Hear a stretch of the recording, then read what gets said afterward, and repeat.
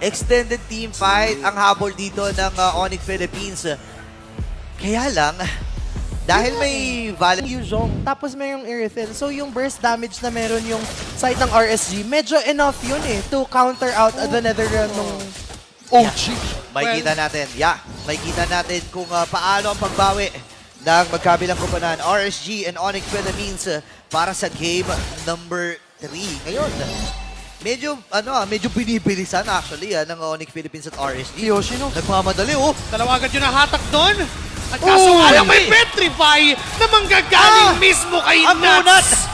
Isa sa isa agad. Napakaaga niyan. Makunats talagang pinatulayan dito ni Nuts na hindi pa rin kupas ang paggamit niya ng Yuzhong. Pero ano ba meron sa ating mga emblems dito, Auntie Yanara? Kung papansinin natin yung emblem builds, makakakita tayo again ng sobrang daming quantum charge. And that's specifically for the Irithel, Fredrin, as well as the Yuzhong, na nagiging standard na right now, kasi every time na mag-free hit, itong mga heroes na to, meron silang ability na bumilis yung movement speed and makapag-regenerate ng kakaunting health kahit papano. Nagiging classic na rin yung matchup ng Choco, Fre. Na kung nasan yung Choco, nandun din yung Kupra. Kung nasan yung Kupra, dapat nandun din yung Choco. Mangungulit at mangungulit lang, no? Pero maganda naman kasi sa Cho may nakakaiwas siya sa mga crowd control with the Shunpo. Diba? Yeah. And I think kailangang isipin dito ng RSG na paano ba maglalaro sa Turtle dito ang Onyx Philippines. Kasi medyo mataas talaga ang sabihin natin ang survivability ng mga heroes na meron sila once na mag-level 4 na rin si Super Friends. And, Purify. Oo. Napapurify na dito si Nets and come the first turtle of the match, medyo mapapa-level 4 na yata yung dalawa sa miyembro ng side ng RSG. And despite that, nandito pa rin yung Onyx Philippines sa unang pagong. Ngayon, 4 laban sa dalawa. Ayun, Dragon. Laban pero nilabas na nga agad ni Nuts yung Dragon. Pero may penalty zone para kay Irad. But still, Ryzen ang makakasecure ng turtle na yun. May sipa na magagaling kay Yoshino. At mawawala na lang bigla ang dalawang miyembro ng RSG. Nakipagsabayan, bilis sa bilis at Onyx ang nagwagi sa pabilisan. Sabi nga ni Cho, di ba, speed. Nakalimutan ko yung voice line niya, pero about speed yun. Oo. Sobrang crucial na nakuha ng side ng Onyx Philippines yung first turtle of the match kasi in-enable nun si Super Friends na magkaroon ng Netherrealm in that specific match-up. Pero si Lipa dito, tumatagal sila dito sa loob ng gubat si Light, ng RSG. Pero enough na naman yung decay damage na yun. Di ba? Kumbaga hindi mo kasi tansyado yung laso na dala-dala nung ni Si Aqua! Jeff. Pero nasiba! Biglang nagbago yung takbo kung kanina. Medyo slow pace. Ngayon, Onyx Philippines turning up the speed. Grabe, no? Tsaka, kung maaalala natin, 100% pa rin yung win rate ni Yoshino pagdating sa Cho. Oo. Pero may attempt na nangyari doon. Flaker? Pero ito yung sinasabi natin na medyo nagkaroon ng ability yung Yuzhong na tumapat again sa mga XP laners natin. But again, going back to the point na ito yung pangalawang beses ata ni Yoshino na gumamit ng Cho. And so far, sobrang crucial ng kanyang mga nagiging Way of the Dragon. Kaya nag-i-ensure na, pangatlong beses rather, na nagkakaroon ng opportunity yung mga teams niya to burst the enemies out.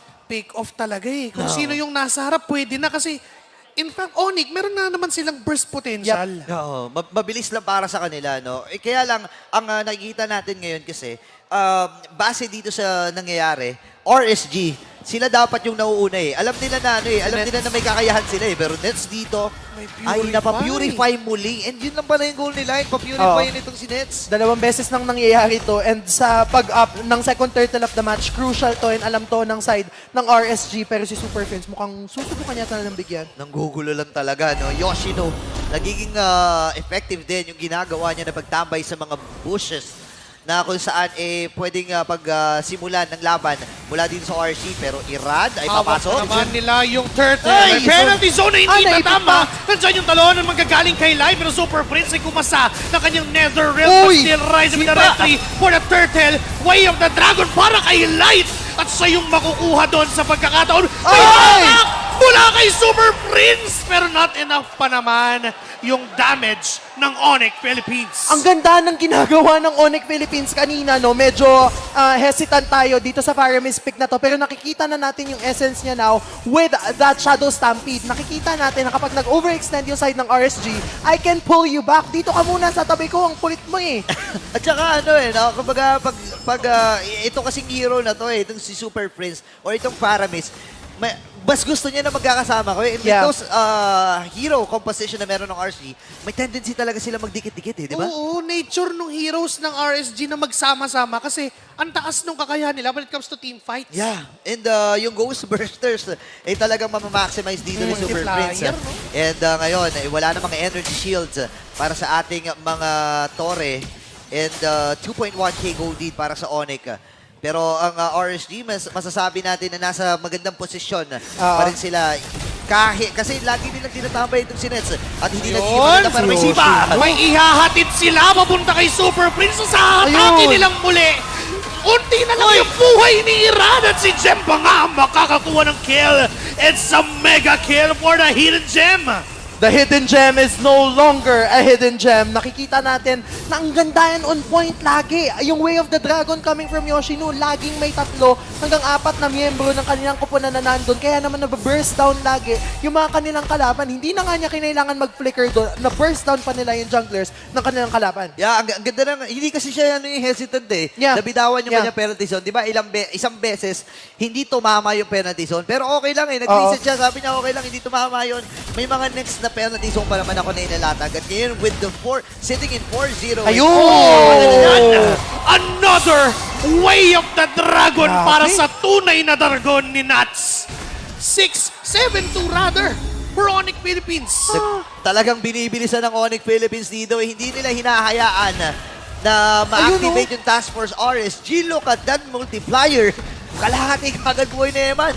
Kung walang sipa, may hatak. Ang ganda pa ng pagkakakas nung Shadow Stampede, no? Every time na mahuhuli niya yung kalaban, nagugulat na lang kayo, nasa tabi na niya. Kaya naman kung titignan natin, no, wala pang lightning truncheon yun sa lagay na yun. Ganun nakasakit yung damage output niya. So how much more kapag nagkaroon na siya ng enough item builds, talagang mararamdaman na ng side ng mga Raiders ang damage output coming from this army. Manunuot ang sakit. Kaya naman Onyx Philippines, mukhang nagugrupo na naman sa may gitnang bahagi. Kung titingnan mo yung heatmap nitong laban, laging nandito sa gitna eh. Laging nagsasalubong. Parang gitnaan lang talaga. Brawl mode, kumbaga. Pero napapabayaan doon sa may top lane. Si Nets. Itong si Nets at nakabasag na nga ng unang tore ng ating game. At ngayon, ininext yata nila yung second tore. Ha? Matapang na naman si Yoshino at hindi aabot yung talon mula kay Light. At si Yoshino ay nag-aabang na naman ng pwede niyang ma-flicker Way of the Dragon. At ang members ng Onyx Philippines ay handa din naman. Yeah, actually, walang mana dito si Nets eh. So, Oo nga. pwede siyang umuwi muna para mag-replenish. And sabihin na natin na kahit malaki ang kalamangan ng Onyx Philippines, may kita mo sobrang compose pa rin ng RSG. Alam nila yung kahinaan ng ganitong klaseng composition. Oo. Sabihin na natin na andyan si Super Prince and yung extended team fight na kakayahan niya with the NetherRealm. Kunin lang natin yon or may option siya to go for Yoshino's ultimate, which is the Way of the Dragon. Pero kasi kung titingnan mo, may kabitinan pa pagdating sa burst para sa kanilang kupunan.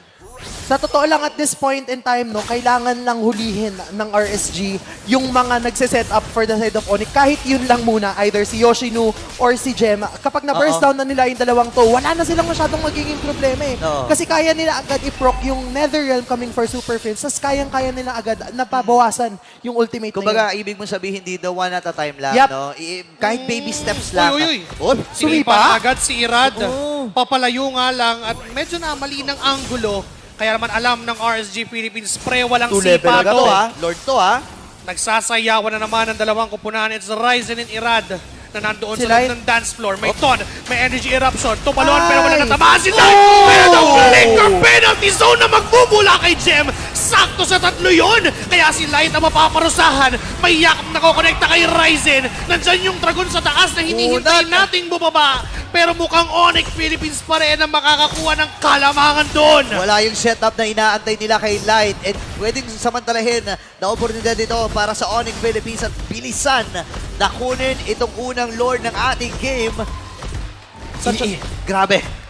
Grabe, sobrang crucial nung flicker penalty zone coming from Gem, hindi nila nahuli si Nets doon sa bush natin sa mid na madalas tinatawag nating death bush kasi kapag nagkamali ka ng daan dyan, matitegi bang ka. Oo. Yeah. Pero at that point in time, si Light ang nabigyan kasi nga naman, ang daming miyembro ng Onyx Philippines na nandun sa bush na yun. Kailangan lang dito si Irad ang mauna para makatalon Yup. ng maganda ni Light. Tsaka alam nila na si Light lang ang iaasahan pagdating sa setup. Yaman yung Petrify ni Nats, and alam naman natin nakasalalay lang yung kumbaga nakalaan lang yung Petrify ni Nats dito kay Nets. Diba? So I think naiintindihan ng Onyx Philippines na hindi bibitaw basta-basta si Nats. So long as hindi nyo nakikita si Nats, hindi yan magbablock Dragon Form or pwedeng ipang zone lang niya yun at i-force mabitawan yung Purify. Pero kasi trabaho nila yun eh. Isa pang crucial dito, hindi nakukuha ni Aqua yung Netherrealm. Yup. Hindi nagpapakita si Super Prince. Oo. And kung magpapakita man siya late into the game na. So, kapag dikit-dikit sila, medyo mahirap kasi itutok yung IMU. So, hindi Oo. natin masyadong nakikita na ni Aqua to. So, kailangan lang talagang makita ng RSG Ignite kung sino yung mga dapat nilang targetin. Napatawa ka na. Hindi, kailangan tama, ng mag-apoy nag-ignite eh. Oo, Nag-ignite nag-ignite eh. Op.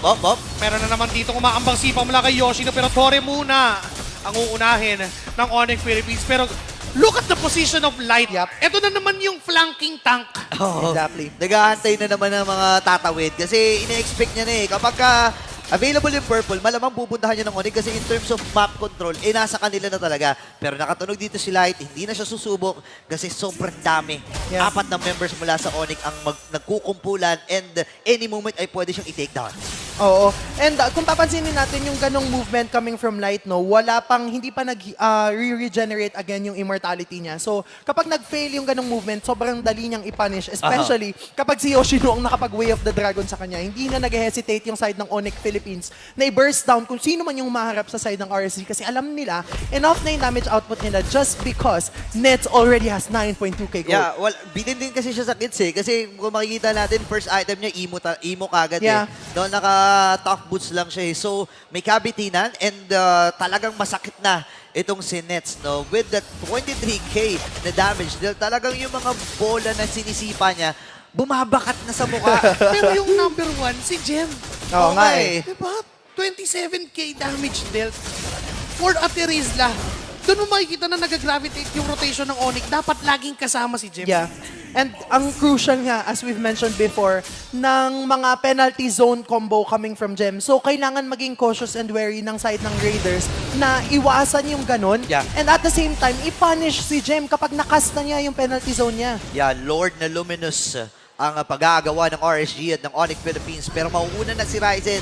Sabi niya, guys, sige, unahin na natin to, bilisan na natin. And, Reverse yan. well, may damage din itong si Gem. So, pwedeng makatulong siya. And with those pokes na naibibigay ni Grabe. Ryzen at yung activation ng Impure Rage, kahit solo pa na, kaya niya na yun. Yeah. Grabe yung hatak na ginawa nila. Parang nandun na sa likod eh. Likod na, no? Oo. Doon sa may makapal. Di ba hindi ka na tumatagos dyan kapag nag-dash ka? Parang mga isang andar na lang marireset na. Yun Oo, nga. yun nga yung ginagawa ng mga teams right now, no, na kapag halimbawa Tago-tago. nakita nila yung kalaban, oh, sige, reset ka muna, Sige. doon ka muna ulit. Pag lumayo ako dito, babalik to dyan eh. Oo, mas madali para sa kanya. Para nga naman, kapag medyo nagdelikado at kailangan i-reset, Yeah, madali lang para madali. sa kanila. Pero yung Lord ay nasa gitna. Ryzen ay umiikot na.